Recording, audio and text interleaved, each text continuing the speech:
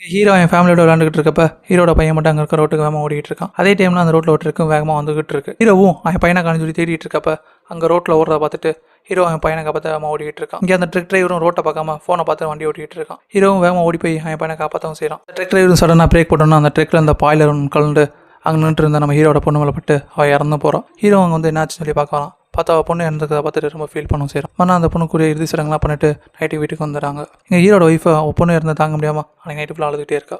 Hero மறுநாள் அவன் பையனையும் ஒய்ஃபையும் அவங்க அம்மா வீட்டுக்கு அனுப்பிட்டு இவன் மட்டும் தனியாக அந்த வீட்டில் இருக்கான். அன்றைக்கி நைட்டு ஹீரோவும் போச்சு அவன் பொண்ணை தோண்டி எடுத்து பெட்சமனின்ற ஒரு பிளாக் மேஜிக் இடத்துல புதைக்கவும் செய்கிறான். இப்படி ஹீரோவும் பொண்ணை புதைச்சிட்டு நைட்டு வீட்டுக்கு வந்தோன்னா அவனை தவிர வேற யாரும் இருக்கிற மாதிரி அவனுக்கு ஃபீல் ஆகுது. உடனே ஹீரோவும் என்னன்னு சொல்லிட்டு அங்கே போய் பார்க்க போனால் அங்கே அவன் பொண்ணு மூஞ்சில் மண்ணெல்லாம் அப்படின மாதிரி அந்த இடத்துல நின்றுட்டு இருக்கா. அன்றைக்கி நைட்டு அவன் ஹீரோவும் அவன் பொண்ணும் ஒன்றா தூங்கிட்டு இருக்காங்க. மண்ணா காலையில் எழுந்து பார்த்தா இங்கே அவன் பொண்ணை காணும். ஹீரோ பொண்ணை காணுன்னு சொல்லிட்டு வெளியே போய் பார்க்குறப்ப ஹீரோட ஒய்ஃபு ஹீரோ ஃபோன் போட்டு எடுக்கலன்னு சொல்லிட்டு அங்கே வந்து நின்றுட்டு இருக்கா. ஹீரோட ஒய்ஃபும் ஹீரோ ஹக் பண்ணிட்டு பேசிகிட்டு இருக்கப்ப திடீர்னு அந்த இறந்த பொண்ணு பேசிட்டு நடந்துகிட்டு இருக்கா.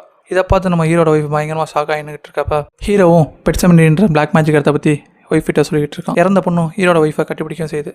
இருந்தாலும் அவன் என் பொண்ணுலன்னு சொல்லிட்டு தள்ளி விட்டுட்டு என் பையனை கூப்பிட்டு மேலே மாடிக்கு போயிடான். இங்கே ஹீரோ நம்ம பொண்ணு தான் சொல்லிட்டு கன்வின்ஸ் பண்ணிட்டு இருக்கான்.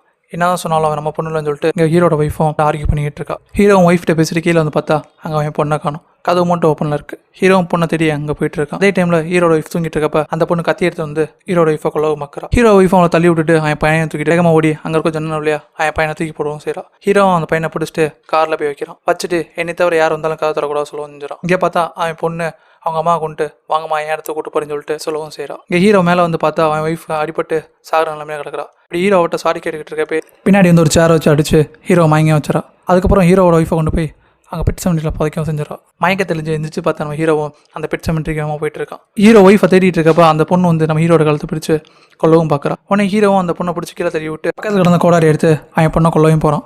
இப்படி ஹீரோ அவன் பொண்ணை கொல்ல போகும்போது பின்னாடி தான் ஒய்ஃப் ஒரு கம்பி அடிச்சு ஹீரோ குத்தி கொள்ளவும் செஞ்சிடறான். அதுக்கப்புறம் இவங்க 2 பேரும் ஹீரோ இழுத்துட்டு போய் பெட் செமெண்ட்ரியில் புதைக்கவும் செய்கிறாங்க. காருக்குள்ள இருக்க அந்த சின்ன பையன் வெளியே பார்க்குறப்ப அவங்க வீடு பயங்கரமாக எரிஞ்சுக்கிட்டு இருக்கு. இந்த சைடு பார்த்தா அவங்க 3 பேரும் நடந்து வந்துகிட்டு இருக்காங்க. ஹீரோவும் நான் தான் கதை திறக்கணும்னு சொன்னனால ஹீரோ அந்த கதவிட்டு வந்து நிற்கிறான். அந்த பையனும் கதவை திறக்க போகிற மாதிரி இந்த படத்தையும் முடிக்கிறாங்க.